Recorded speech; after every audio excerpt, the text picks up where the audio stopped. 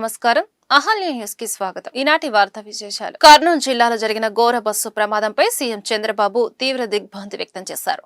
Dubai నుండి teleconference నిర్వహించి తక్షణ సహాయ చర్యలు తీసుకోవాలని ఆదేశాలు జారీ చేశారు. హైదరాబాద్ నుంచి బెంగళూరు వెళ్తున్న ప్రైవేటు ట్రావెల్ బస్సు నేటి తెల్లవారుజామున కర్నూలు జిల్లా కల్లూరు మండలం చిన్న టేకూరు వద్ద ఘోర అగ్ని ప్రమాదానికి గురై పలువురు మరణించడం, మరికొంతమంది తీవ్ర గాయాలు పాలు కావడంపై రాష్ట్ర ముఖ్యమంత్రి నారా చంద్రబాబు నాయుడు తీవ్ర దిగ్భ్రాంతిని, విచారాన్ని వ్యక్తం చేశారు. దుబాయ్ పర్యటనలో ఉన్న ఆయన అక్కడి నుండే రాష్ట్ర అధికారులతో టెలికాన్ఫరెన్స్ నిర్వహించారు. హోంమంత్రి, రవాణా శాఖ మంత్రి, సీఎస్, డీజీపీ, స్థానిక డీఐజీ, జిల్లా కలెక్టర్, ఎస్సీతో మాట్లాడి పరిస్థితిని సమీక్షించారు. క్షతగాత్రుడు మరియు బాధిత కుటుంబాలకు అవసరమైన సహాయం అందించాలని, మృతుల సంఖ్య పెరగకుండా తక్షణ చర్యలు తీసుకోవాలని ఆదేశించారు. గాయపడిన వారికి అత్యుత్తమ వైద్యం అందించాలని, మృతదేహాలను గుర్తించి కుటుంబాలకు అప్పగించాలని సూచించారు. బాధిత కుటుంబాలను ఆదుకోవడంతో పాటు ఘటనపై సమగ్ర విచారణ జరిపి పూర్తి నివేదిక సమర్పించాలంటూ సీఎం అధికారులకు ఆదేశాలు జారీ చేశారు. బస్సు ఘోర ప్రమాద ఘటనపై వెంటనే స్పందించిన రాష్ట్ర రవాణా శాఖ మంత్రి మండిలపల్లి రామ్ ప్రసాద్ రెడ్డి హుటాహుటిన ఘటనా స్థలానికి వెళ్లి పరిస్థితిని సమీక్షించారు. కర్నూలు జిల్లాలో జరిగిన బస్సు ప్రమాద ఘటనలో 19 మంది ప్రాణాలు కోల్పోయినట్లు ఏపీ హోంమంత్రి అనిత వెల్లడించారు. మృతుల్లో 2 చిన్నారులు ఉన్నట్లు తెలిపారు. మృతుల్లో ఏపీ, తెలంగాణ నుంచి 6 చొప్పున, ఒడిశా, బీహార్ నుంచి ఒక్కొక్కరు, తమిళనాడు, కర్ణాటక నుంచి 2 చొప్పున ఉన్నారు. మరొకరి మృతదేహం గుర్తించాల్సి ఉంది. కర్నూలు వ్యాస్ ఆడిటోరియంలో మంత్రులు అనిత, రామ్ ప్రసాద్ రెడ్డి మీడియా సమావేశం నిర్వహించారు. దురదృష్టకర సంఘటన bus number DDO 1N9490 Vemuri Kaveri travels. యాక్చువల్గా మనకి అరౌండ్ హైదరాబాద్ నుంచి బెంగళూరు ప్రయాణమవుతున్న ఈ బస్సు ఎర్లీ మార్నింగ్ మనకి 3 to 3:15 మధ్యలో ఇక్కడ ఒక యాక్సిడెంట్కి గురవడం చాలా బాధాకరమైన విషయం. ఆ యాక్సిడెంట్ కూడా మనకి చూస్తే ఒక ఎదురుగా వస్తున్న బైక్ని ఢీకొని కొంత దూరం ఒక 15 to 20 మీటర్స్ అది కొంచెం ముందుకు తీసుకెళ్ళటం, దాంట్లో వచ్చిన స్పార్క్ మనం ప్రాథమిక విచారణ ప్రకారం వచ్చిన ఇన్ఫర్మేషన్ మీకు చెప్తున్నాం. దాంట్లో వచ్చిన చిన్న స్పార్క్ వల్ల కొంచెం దాంట్లో మంటలు చెలరేగటం, ఆ మంటల్లో చెలరేగి అక్కడ చాలామంది సుమారుగా మనకి 19 మంది, 17 మంది పెద్దవాళ్ళు, 2 చిన్నపిల్లలు చనిపోవటం అనేది నిజంగా చాలా దురదృష్టకరమైన సంఘటన. ఇన్సిడెంట్ జరిగిన తర్వాత 3:21కి ఆ నియర్ బై ఉన్న సిఐకి ఇన్ఫర్మేషన్ వచ్చింది. వెంటనే పోలీస్ డిపార్ట్మెంట్ వాళ్ళు, అదేవిధంగా మన ఫైర్ డిపార్ట్మెంట్ వాళ్ళు అందరూ కూడా చిన్న టేకూరు విలేజ్కి చేరుకొని రెస్క్యూ ఆపరేషన్స్ కూడా చేయడం జరిగింది.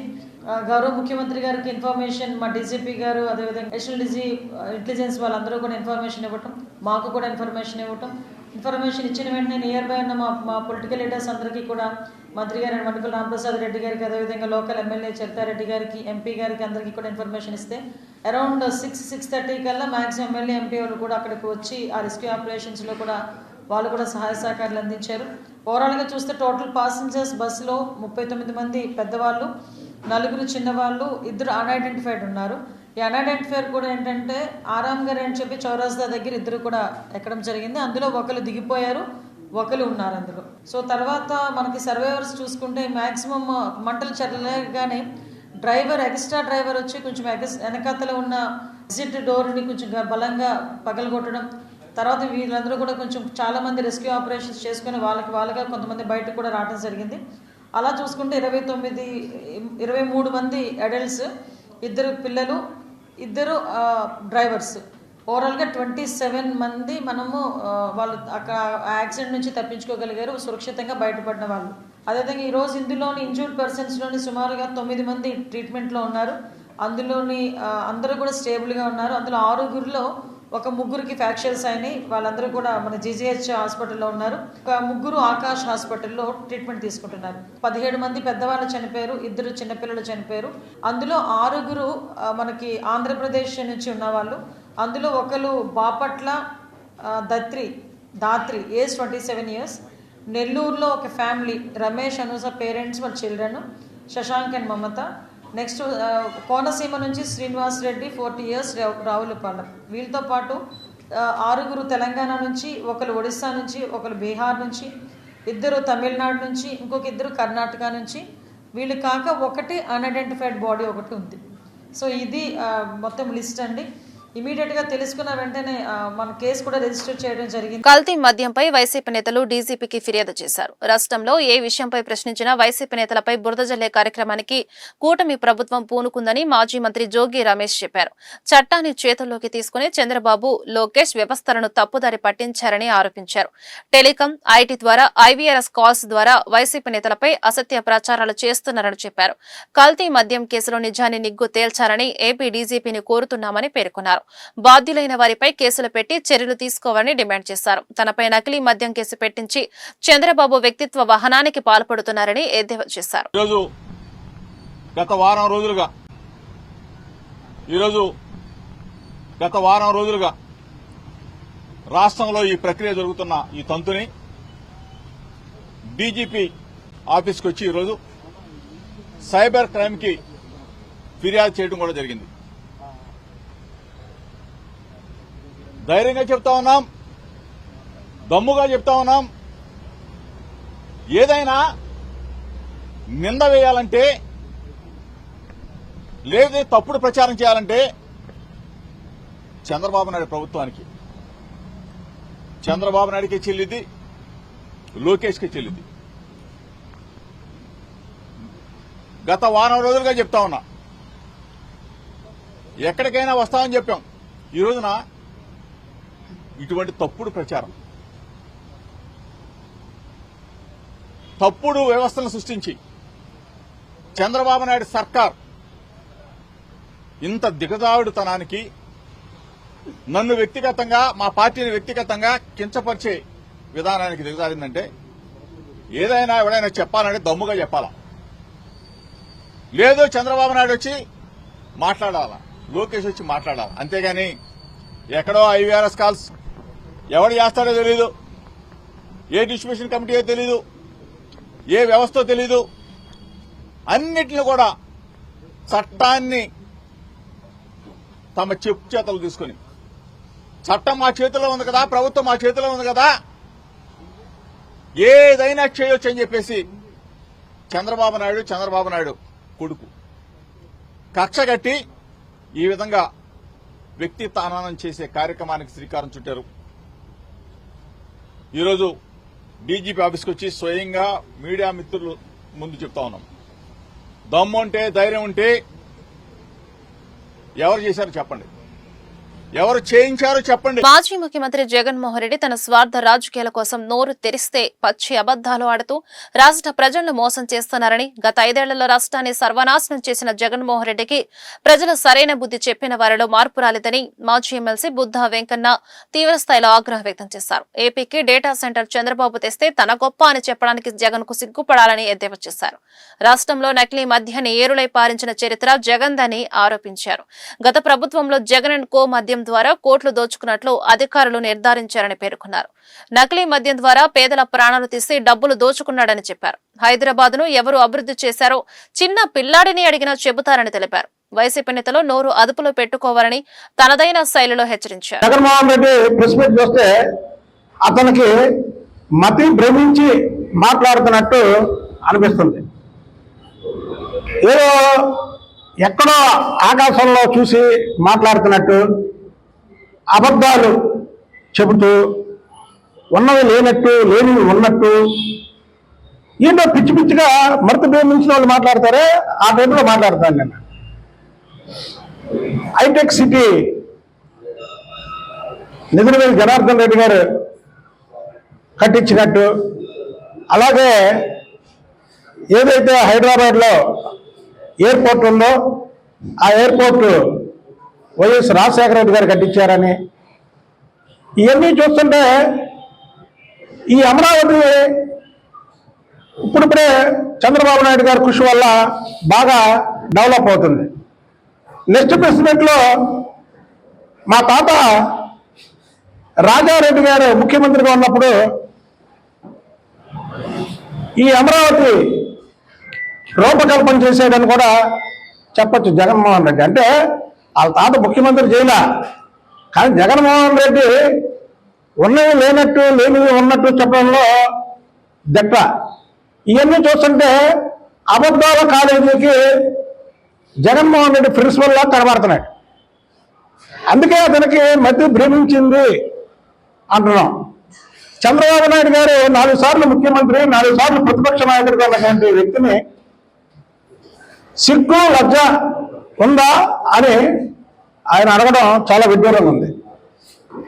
అసలు జగన్మోహన్ రెడ్డికి సిగ్గు లజ్జ చీము నెత్తులు ఉంటే అసెంబ్లీ సాక్షిగా చంద్రబాబు నాయుడు గారిని ఈసారి ఎన్నికల్లో మీకు ప్రతిపక్ష హోదా కూడా రాకుండా చేస్తానని చెప్పి వేమూరు నియోజకవర్గంలో జంపని, బూతుమల్లి, వేమూరు గ్రామాల పరిసర ప్రాంతాలలో భారీ వర్షాల కారణంగా నీట మునిగిన పంట పొలాలను స్థానిక ఎమ్మెల్యే నక్క ఆనందబాబు సందర్శించారు. ఈ సందర్భంగా ఎమ్మెల్యే మాట్లాడుతూ వర్షాల కారణంగా పంట నష్టపోయిన రైతులను ఆదుకుంటారని భరోసానిచ్చారు. రైతన్నకు కూటమి ప్రభుత్వం అన్ని విధాలా అండగా ఉంటుందని ప్రకటించారు.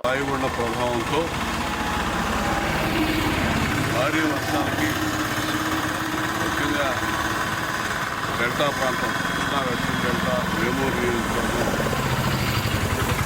మాగాణి పొలాలన్నీ కూడా వరి పంట పొలాలన్నీ నీట మునిగిపోయిన పరిస్థితి కనపడుతుంది. నెల రోజుల క్రితం ఇదే ప్రాంతంలో లంక గ్రామాల్లో వచ్చినటువంటి వరదల వల్ల పూర్తిగా మెట్ట ప్రాంత రైతులు, ఉద్యానవన పంటల రైతులందరూ కూడా నష్టపోయారు సంబంధించి. ఇప్పుడు ఈ అకాల వర్షాలు, ఈ హెవీ రైన్స్ వల్ల మాగాణి రైతులు కూడా చాలా ఇబ్బంది పడతా ఉన్నారు, బిక్కుబిక్కుమంటా ఉన్నారు. నిన్నటి నుంచి ఈ వర్షాలు, హెవీ రైన్స్ వల్ల ప్రభుత్వం నిన్నటి నుంచి కూడా అప్రమత్తమయ్యి అధికార యంత్రాంగం యావత్తు కూడా అక్కడికక్కడ మానిటర్ చేస్తూ ఉన్నారు. ముఖ్యమంత్రి గారు కూడా విదేశీ పర్యటన ఉన్నప్పటికీ ఈ రాష్ట్రంలో కురుస్తున్నటువంటి ఈ అకాల వర్షాలు, హెవీ రైన్స్ ఏవైతే ఉన్నాయో, ఈ బంగాళాఖాతంలో ఏర్పడినటువంటి వాయుగుండ ప్రభావం ప్రజల మీద లేకుండా చర్యలు ఎప్పటికప్పుడు ముందు చేస్తాయని కూడా చూసుకుంటారు. ఈరోజు ఇక్కడ వరి పంట అంతా కూడా నీట మునిగిపోయింది. ఈ విధంగా ఎక్కడెక్కడ ఉందో కూడా ఈ 5 మండలాల్లో దాదాపు 96,000 ఎకరాలు వరి సాగుకు సంబంధించి ఈ ఒక్క నియోజకవర్గంలోనే సాగుబడిలో ఉంది. ప్రతి సంవత్సరం కూడా ఏదో ఒక ప్రకృతి వైపరీత్యం, నవంబర్ నెలలో, అక్టోబర్ నెలలో అకాల వర్షాల వల్ల రైతులు ఇబ్బంది పడతారు. చాలా నష్టపోతే పూర్తిగా ప్రభుత్వం చంద్రబాబు నాయుడు గారి నాయకత్వంలో ఆదుకుంది రైతాంగం. మరి ఈరోజు ఇప్పటికైతే పర్వాలేదు. ఏదైనా సరే, ఏ ఇబ్బంది వచ్చినా కూడా విపత్తుల నుంచి ఎదుర్కోవడానికి, ధైర్యాన్ని ఇవ్వడానికి రైతులు సిద్ధంగా ఉంది. అందరి ప్రభుత్వం ఖచ్చితంగా ఈ ప్రభుత్వం ఎటువంటి విపత్తులు ఎదుర్కోవడానికి సిద్ధంగా ఉందని చెప్పి తెలియజేస్తాను. ఖచ్చితంగా ఇవన్నీ కూడా పక్కకి వెళ్ళిపోతాయని చెప్పి, నష్టం జరగదని చెప్పి నేను భావిస్తున్నాను. ఇప్పుడు వరకైతే జరిగిన కొద్దిపాటి నష్టాన్ని కూడా ప్రభుత్వం. వినూత్న ఆలోచనకు ప్రతిరూపమే గుంటూరు డిజిటల్ మహిళా బజార్ అని గుంటూరు పశ్చిమ ఎమ్మెల్యే గల్లా మాధవి తెలిపారు. అలాగే మహిళా సాధికారతకు ఇది దిక్సూచి అన్నారు. డిజిటల్ యుగంలో కూడా మహిళా శక్తి అద్వితీయమైన శక్తిగా సత్తా చాటుతోందని చెప్పారు. గుంటూరు మాజేటి కళ్యాణ మండపంలో డిజిటల్ మహిళా సంఘం ఆధ్వర్యాన ఏర్పాటు చేసిన గుంటూరు డిజిటల్ మహిళా బజార్ ను శుక్రవారం గుంటూరు పశ్చిమ ఎమ్మెల్యే గల్లా మాధవి ప్రారంభించారు. ఈ సందర్భంగా మహిళా సంఘాలు ప్రదర్శించిన వ్యాపార ఉత్పత్తులను పరిశీలించారు. అనంతరం ఎమ్మెల్యే మీడియాతో మాట్లాడుతూ డిజిటల్ మహిళా బజార్ గుంటూరు నగరవాసులను విశేషంగా ఆకట్టుకుంటుందన్నారు. అదేవిధంగా మహిళలు తమ బిజినెస్ లను ప్రమోట్ చేసుకునేందుకు ఇది చక్కటి వేదిక అన్నారు. మహిళా సాధికారతకు ఉపయోగపడే ప్రతి కార్యక్రమాన్ని కూటమి ప్రభుత్వం ప్రోత్సహిస్తుందని చెప్పారు. ఈ కార్యక్రమంలో డిజిటల్ మహిళా సంఘం ప్రెసిడెంట్ దేవిరెడ్డి, పూర్వజ వాణి, మాధవి, నాగశ్రీ, అశ్లేష, కటకం విజయలక్ష్మి తదితరులు పాల్గొన్నారు.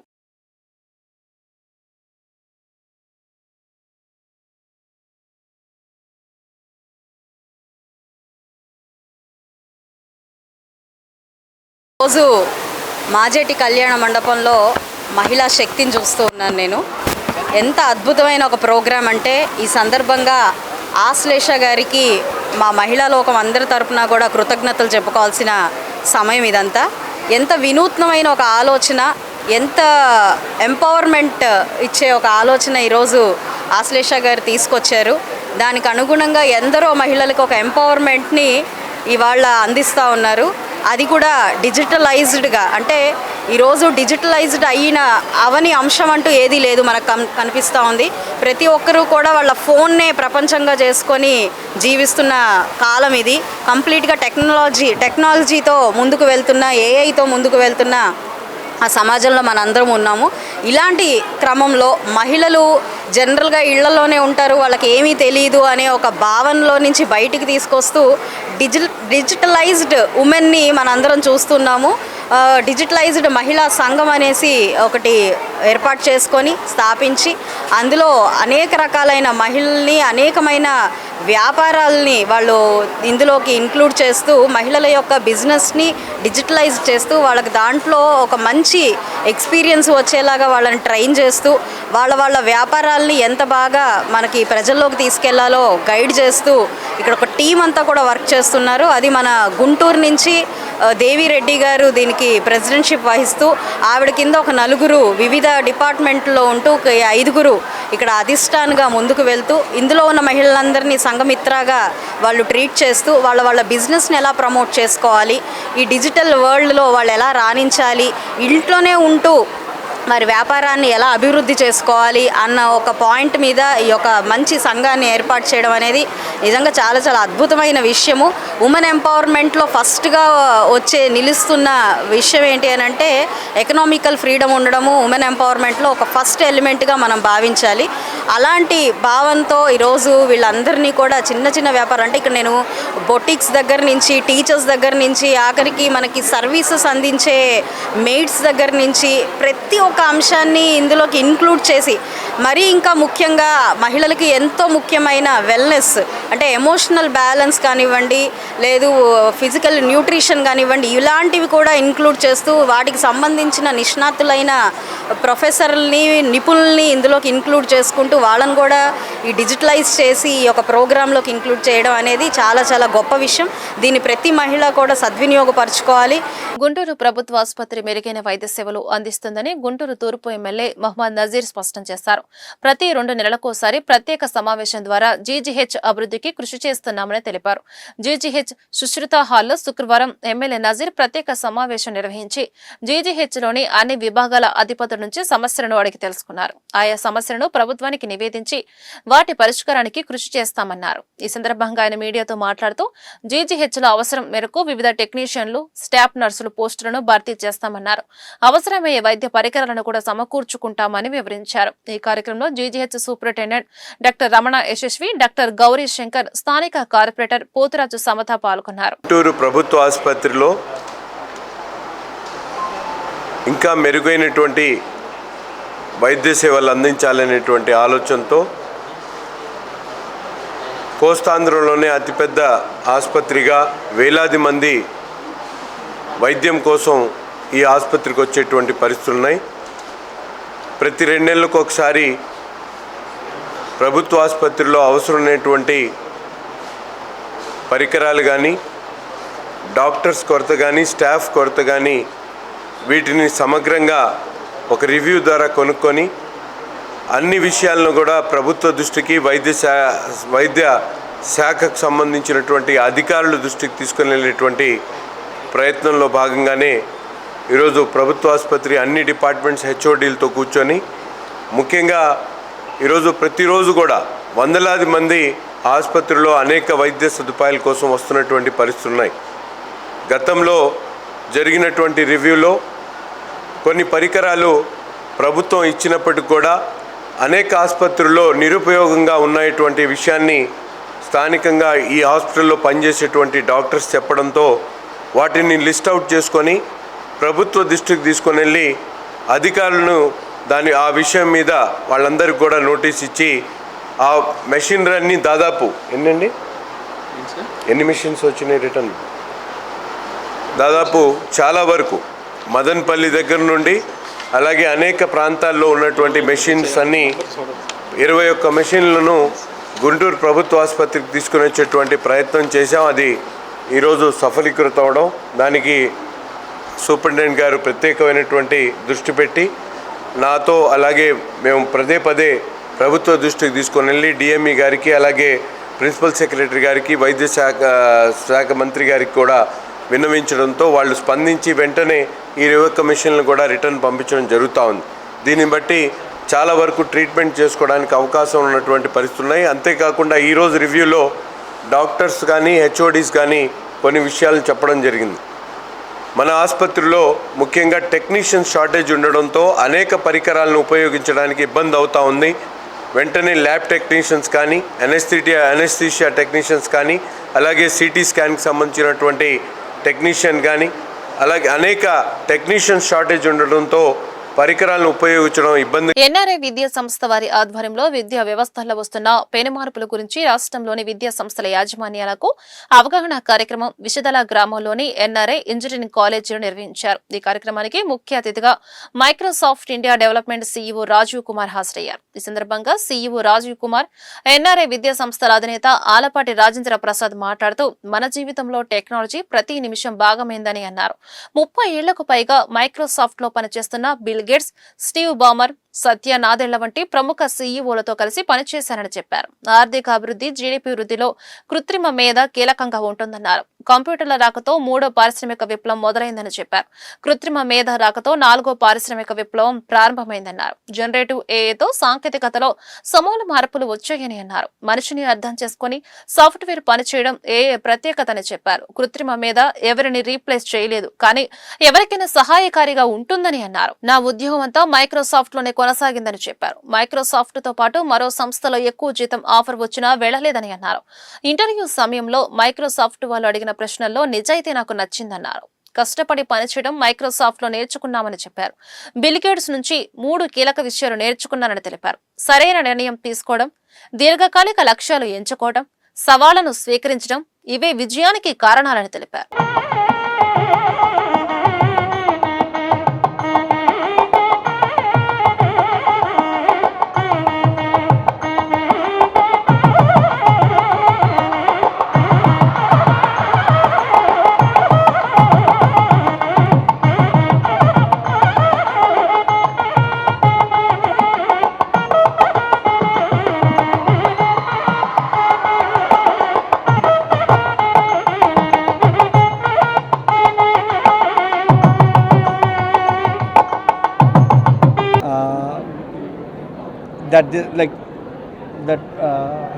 NRI Institute of Technology has to serve the students from this area, and Ravi Garu and Raja Garu, they are doing something that is just heartwarming, because they are changing the country by educating students and kids from nearby villages. So lot of gratitude to Raja Garu and Ravi Garu to do such amazing job of educating kids from our area. Thank you, sir. Thank you. We are working with AP government, like many government, to help in whatever way we can. There's a lot of discussions even now, and in the past you saw the video how we had built Kaizala for Pushkaram. So that's the level of commitment we have to help the government and this country, India and the state. Some surrogates from Hindu. Yeah. Can you say? I have a lot of respect for Chandrababu Naidu Garu. He is the one who started Microsoft in Hyderabad. I remember meeting him early in 2000. It was his vision that brought Microsoft to Hyderabad. It was his vision that we have a center, our own center in Hyderabad. And I have listened to him. I met him a few months back. I have listened to his vision of quantum. It is very inspiring. And I'm glad that a visionary leader like CM Sir or Chandrababu Naidu Garu is leading the thought process of bringing quantum to this country. All the best wishes for making that happen. ప్రక్రియకి నాంది పలికాం. ఎందుకంటే ఈరోజు ఉన్నటువంటి కళాశాలలో చదువుకున్నటువంటి విద్యార్థులు ఇలాంటి గొప్ప వ్యక్తులు వచ్చి వారి యొక్క స్వీయ అనుభవాన్ని, అదేవిధంగా సాంకేతిక పరంగా ఎప్పుడైతే చెప్తూ ఉంటారో అది ఎంతోమంది మీద ప్రభావం చూపిస్తూ ఉంటుంది. Even those who are not having the knowledge about the technology also are inspired today. ఆ రకంగా ఈ రోజున ఎవరికైనా సరే అందరికీ కూడా అందుబాటులో ఉండే ఏ రకంగా ఉండబోతుంది, ఏ రకంగా క్వాంటమ్ టెక్నాలజీ ఉండబోతుంది, ఏ రకంగా పీసీ నుంచి ఏ రకంగా ట్రాన్స్ఫర్ అయింది, ఆ ట్రాన్స్ఫార్మేషన్ ఎట్లా జరిగింది, మనం ఒక 1500 ఏళ్ళని మనం గమనిస్తే గతం ఒక్క 50 ఏళ్ళలోనే ఇంత గ్రోత్ చూపించారు. ఎందుకంటే that is because of technology అని చాలా క్లియర్గా మనకి గ్రాఫిక్స్ ద్వారా కూడా అన్నిటినీ కూడా స్టాటిస్టిక్స్తో వివరించినటువంటి గొప్ప వ్యక్తి రాజీవ్ గారు. ఆ రాజీవ్ గారి యొక్క రాక, అదేవిధంగా మధుమూర్తి గారు, వీళ్ళందరూ కూడా. ఏపీ ఎక్సైజ్ సురక్ష యాప్ను గుంటూరు తూర్పు ఎమ్మెల్యే మహమ్మద్ నజీర్ జిన్నా టవర్ సెంటర్లోని మద్యం షాపు వద్ద శుక్రవారం ప్రదర్శించారు. కల్తీ మద్యం అరికెట్టేందుకు యాప్ దోహదపడుతుందని ఎమ్మెల్యే నజీర్ తెలిపారు. రాష్ట్రంలో కల్తీ మద్యానికి శ్రీకారం చుట్టిందే వైసీపీ అని ఆరోపించారు. నాణ్యమైన మద్యాన్ని అందించేందుకు కూటమి ప్రభుత్వం అన్ని రకాల చర్యలు తీసుకుంటుందని వివరించారు. ఈ కార్యక్రమంలో ఎక్సైజ్ శాఖ అధికారులు పాల్గొన్నారు.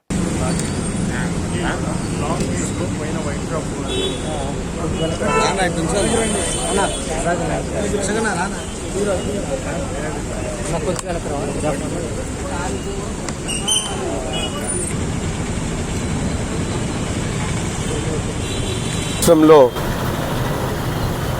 మద్యం తాగేటువంటి ప్రతి ఒక్కరికి కూడా వారి ఆరోగ్యానికి ఎటువంటి ఇబ్బంది రాకూడదనేటువంటి ఆలోచనతో, ముఖ్యంగా కల్తీ మద్యాన్ని పూర్తిగా నివారించాలనేటువంటి ఆలోచనతో ఈరోజు కూటమి ప్రభుత్వం, ఆంధ్ర రాష్ట్ర ప్రభుత్వం ఏపీ ఎక్సైజ్ సురక్ష యాప్ పేరుతో ప్రతి ఒక్కరు కూడా, ఎవరైతే మద్యం కొనుగోలు చేసేటువంటి ప్రతి ఒక్క కస్టమర్ కూడా తన ఆండ్రాయిడ్ ఫోన్లో ఏపీ సురక్ష యాప్ని డౌన్లోడ్ చేసుకొని తను తీసుకున్నటువంటి బాటిల్ని స్కాన్ చేయడంతో అది ఏ డిస్టిలరీ రెడీ అయింది, ఏ షాప్లో తను కొంటా ఉన్నాడు, దాన్ని రేట్ ఎంత అనేటువంటి వివరాలన్నీ కూడా మొబైల్లో వచ్చేటువంటి పరిస్థితి ఉన్నాయి.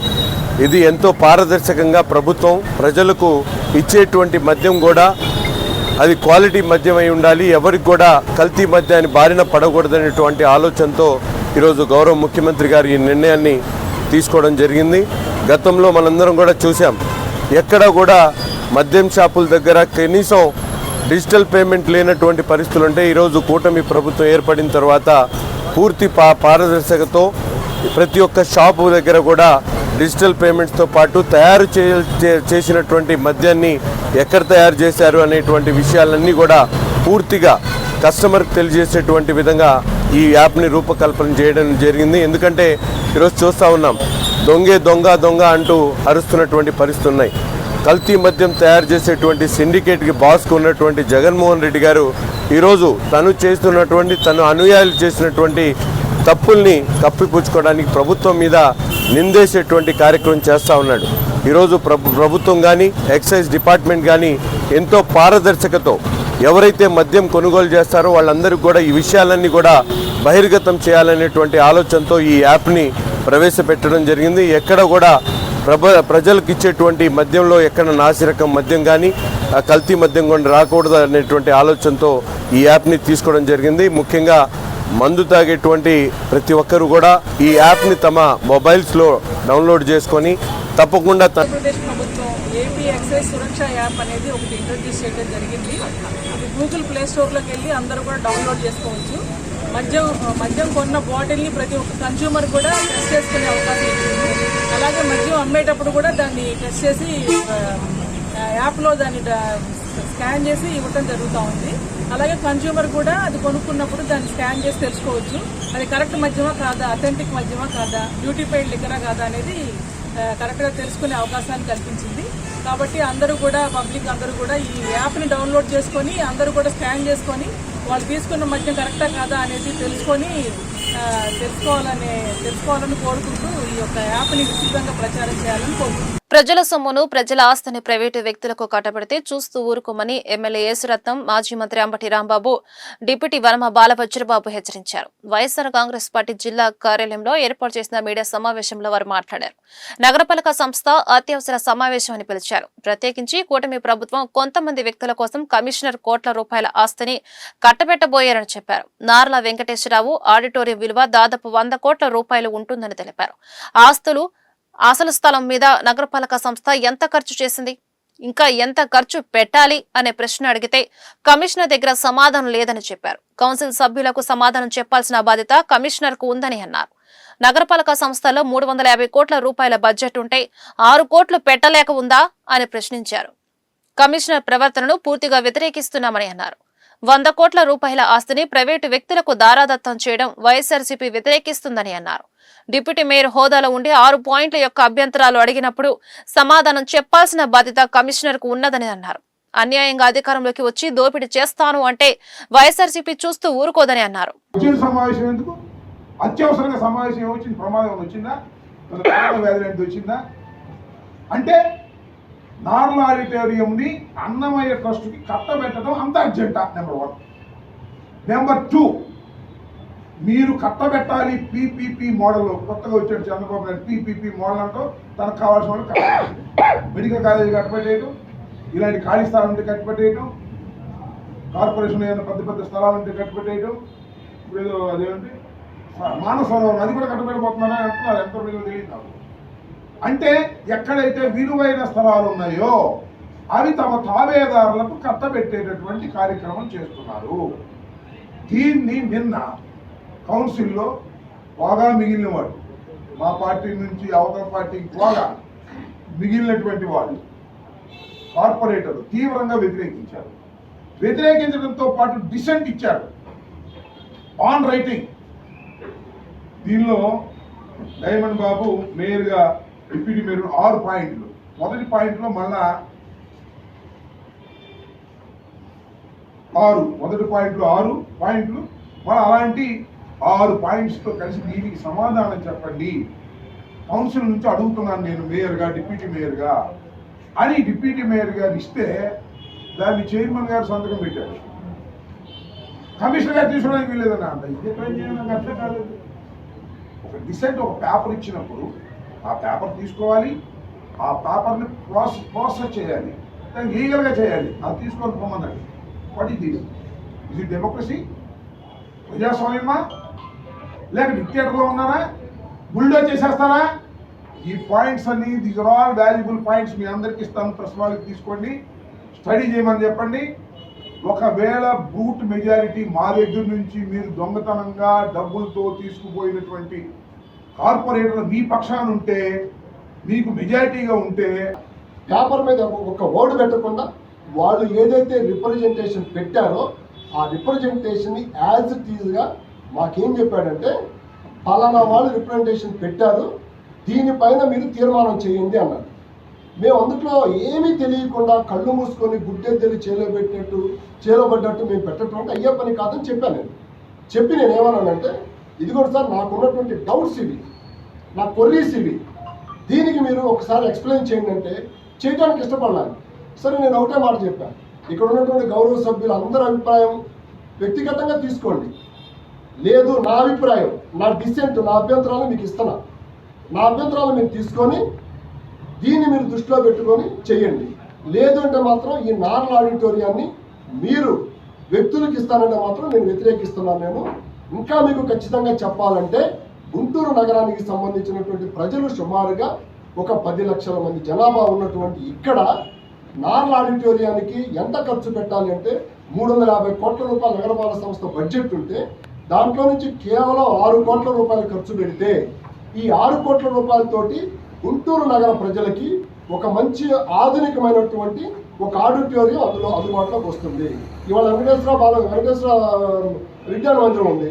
వెంకటేశ్వర విజ్ఞాన మందిరం ప్రజలకు ఎంత ఉపయోగపడుతుంది? అది ఇవాళ ప్రజల తరపునే ఉంది. అది 15,000 20,000 రూపాయలు నువ్వు ప్రైవేట్ వ్యక్తులకు ఇస్తే జరగడానికి కుదిరిద్దా? అక్కడ అవ్వదు. కాబట్టి ఈ విషయాలన్నింటిని మాట్లాడితే ఆయన అసందర్భంగా యాజ్ ఎ డిప్యూటీ మేయర్ కానీ గౌరవం కూడా లేకుండా నన్ను మాట్లాడినటువంటి భాష నేను ఎక్కడా కూడా ఒక మాట, గతంలో నేను తమాషా అన్నదాన్ని పెద్ద ఇష్యూ చేశాడు ఆయన, కానీ నేను ఎక్కడ కూడా పొలైట్గా చక్కగా నేను మాట్లాడినటువంటి భాషకు ఆన్సర్ చెప్పంటే మీరు ఎక్స్ట్రాలో మాట్లాడు. ఈ వార్తలు ఇంతటితో సమాప్తం. నమస్కారం.